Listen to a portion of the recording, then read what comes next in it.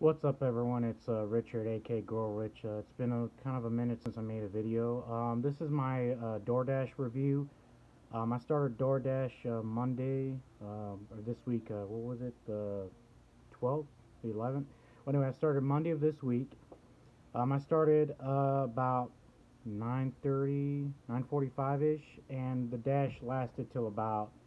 Technically, it was just like 30 minutes, like a little bit over 35 minutes, something like that. It wasn't that long. My first order was at Whataburger. The restaurant was at near my house, and the customer was on the other side of my house, so opposite direction. So like Whataburger's here, I'm here, and then customers right over here. So it wasn't that good to start off to get my feet wet. I did two other deliveries 2 nights ago. I had to go to Taco Bell and I had to go to a local Chinese restaurant. At the Chinese restaurant, I didn't have to swipe my red card. They give you a red card to pay for the order. Sometimes the order is already paid for. You don't have to fool with that. You just pick it up and go. Um, at the Chinese restaurant, it's pretty straightforward. Just pick the order up, leave, drop it off. Then from there, ironically, the next order was at a Taco Bell, and the other customer was near the customer I dropped the Chinese food off. I was a little late to the second customer. Unfortunately, he was slightly agitated. I don't blame him. But then again, I had bad luck with Taco Bell because there was a long line. Those at the drive-through, I had to go drive-through because the restaurant was closed, so I had to go drive-through. Couldn't go to lobby. Dropped it off. I couldn't find his house. On top of that, to make matters worse, it was getting to the point where I was getting ready to look for support on DoorDash because I couldn't find this customer. All there was initially an address. And I was like, well, I'm in a neighborhood. There's a bunch of trailer houses. They're all the same, and I don't know which one. And it got to the point where I had to ask someone, "Is this the right street?" He's like, and he didn't understand. The guy didn't speak English. I was like, okay, whatever. I circled around, and it was getting to the point where I was like, I'm gonna have to do something here. And then I saw a guy standing outside the trailer, and then at the same time, while I see the guy, the customer, I'm saying, "Oh, it says number 20." I was like, "Well, I wish I would have initially seen that. I didn't see that till after the fact. That I don't know if I just did this just missed it. Excuse me, just missed it, or didn't pop up till after the fact. That was a little bit of annoying on my end. Um, I confirmed he was a customer. I gave him the food. He was slightly agitated. It's like, I blamed it on myself, and I didn't want to give a bunch of excuses. I just said I'm new, blah blah blah. He was okay at the end. It wasn't anything crazy. He handled it professionally.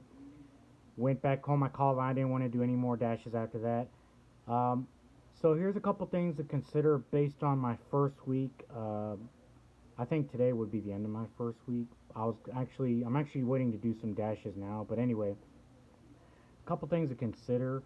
If you have a truck or SUV or just anything that uses a lot of gas, be mindful that you're going to be driving back and forth, and there's going to be times where the distance between your house and the restaurant may not be as close. Like my first order, the restaurant was super close. I was like, wow, this is awesome. Keep that in mind. Also, be very mindful handling drinks and food. Of course, if you have cup holders, they're your best friend. Don't let anything spill. You don't want to go back and forth. You don't want to delay an order. You don't want to be late because of something like that. Make sure, like on the app it says get your utensils. Make sure you have plenty of that. Always triple check your list. And when you're going in a restaurant, confirm physically that you have everything. Put on the app that you picked everything up and head out to the customer's location. Um, be very careful with looking too much on your phone. If you have an iPhone like me, just put the volume up and it'll guide you where to go, and that's your best friend. What else? Make sure, of course, like they stress, make sure you have enough gas. As far as is it being worth it to do as something a moneymaker? It's a gig. It's sort of like the apps these days. We're in that generation where we make money off apps part time. It's like Uber. It's nothing to save your life. It's just something to do. Don't think you're going to turn around, quit your job, and all of a sudden do this. I would not recommend it. If you have a part-time job, then great. Then you can do this more often. Me, I only do it on the side. I have a busy schedule, so I only do this on the side. I try to do it Monday evening. I try to do one or two dashes. I'm trying to do Sundays now.